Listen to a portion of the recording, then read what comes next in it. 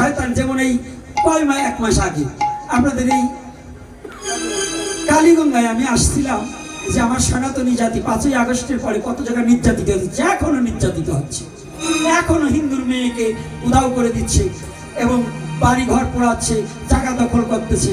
এইটাই অন্তর্বর্তী সরকারের কোনো কানে যাচ্ছে না, ততই আমরা হাউমাউ কাউ করি। কারণ উনি আমাদের সনাতনীদের জন্য অন্তর্বর্তী সরকার না, উনি উনার দল ভারী করার জন্য আর মুসা বড় করার জন্য। উনি আমাদের কান্না শোনে না। তো তখন আমি আসছিলাম যে সমস্ত সনাতনী জাতি যাতে এক হয়ে আমরা অন্তত আমাদের ঘরগুলো আমরা রক্ষা করতে পারি কিনা।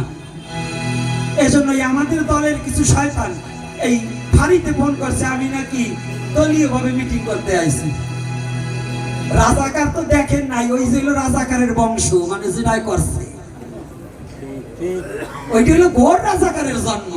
ওই রক্তেরই যায় নাই, জাতির সাথে বেইমানি করা যায় নাই, ওরাই হচ্ছে অরিজিনাল। তাই দেখুন, আমি জীবনে কোনো দলের সাপোর্ট করে কথা বলিনি। আমি গোপীনাথ জীবনে কারোর জন্য ভোট চাইনি, কোন দলকে কে ভোট দেবে তা জানি না। আমি একটাই কথা, আমার স্বজাতির স্বার্থে আমার মৃত্যুবরণ করতে হলে আমি করব, তবু আমার স্বজাতির জন্য আমি লড়বো, আমার স্বজাতি চিন্তার জন্য আসলে ওরা বললেন কি আমি নাকি রাজনীতির দরবার করবার আসছি। এটা কিন্তু হিন্দুরাই করেছে, কোনো মুসলমানের জন্য দায়ী নয়। কথাটা খেয়াল করবেন। সেদিন ওই রিপনও যাবার সেই যায় নাই, ভয়তে ভরিয়েছে, যদি পুলিশে ধরিয়ে নিয়ে যায়। এই চলির পরে অনেক হ্যাঁ বাবা আসি, কিন্তু লাস্টে নাই। ও আইজো তো বাইরা ঘুরছি রে বাবা, সতের পথে চলো, অন্যায় করবে না, কোনো ভয় থাকবে না। আর নিতাকে পাও চাপটা, নিতা আইজেছে কাল নাই।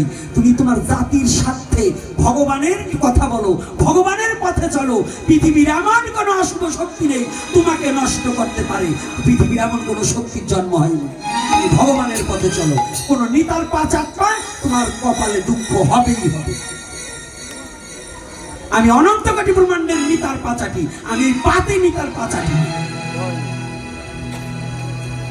কথাটা বুঝতে পারছেন? আমি গোপীনাথ, এই বাংলাদেশের কত সাধু সরকারি অনুদান এনে মন্দির করেছে, অনুদান আনে যাইয়ে নিতাগো পাশে পাও টেপে বসে থাকে। আমি গোপীনাথ 2 পয়সার জন্য কোনো চেয়ারম্যানের কাছে যাইনি, কোনো মেম্বারের কাছে যাইনি। আমি একা গোপীনাথ চ্যালেঞ্জ করে বলতে পারি, কোনো সরকারি অনুদানের সাহায্যে আমার জীবন চলেনি।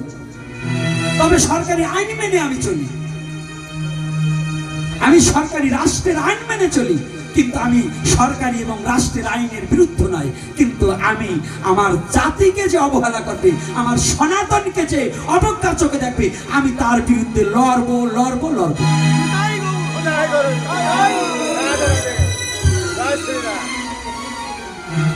কথাটা বুঝতে পারেননি?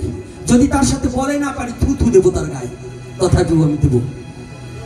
বলে নাই পারতে পারি, থু দেবো ওর গায়ে, কিল ঘুষি না দেবার বলে থু দেবো, তবু আমি এই প্রতিবাদ করে যাব।